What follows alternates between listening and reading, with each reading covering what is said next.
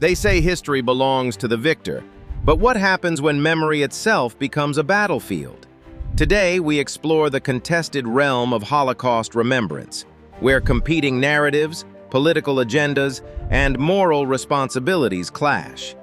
The Holocaust is at once a documented atrocity and a moral touchstone.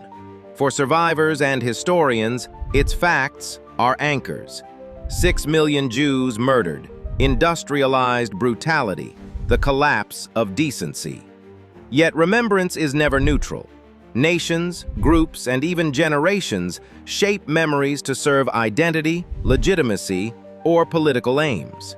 In some places, commemoration emphasizes resistance, heroism, and national rescue stories that soothe collective conscience.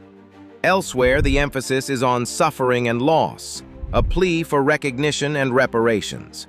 Both are true, and both can be selective. Contestation intensifies when states rewrite or suppress uncomfortable truths.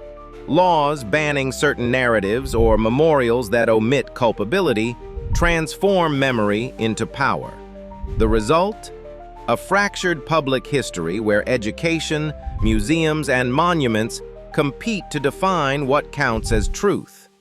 International institutions and scholars push back, arguing for a memory rooted in rigorous evidence and universal human rights. But even scholarly authority can be challenged by politically motivated denial, relativization, or the mobilization of victimhood to justify contemporary policies. The moral stakes are high. How societies remember the Holocaust affects how they understand responsibility today toward minorities, refugees, and the rule of law. A memory that is selective risks repeating injustice. One that is honest can foster empathy and resistance to hatred. Younger generations, distant from survivors, face the challenge of keeping memory vivid without turning it into slogan or spectacle. In the end, the fight over memory is also a test of civic maturity.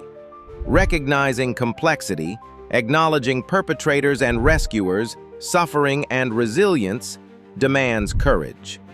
If remembrance is to honor victims and guard against future crimes, it must resist appropriation, uphold truth, and insist on shared responsibility.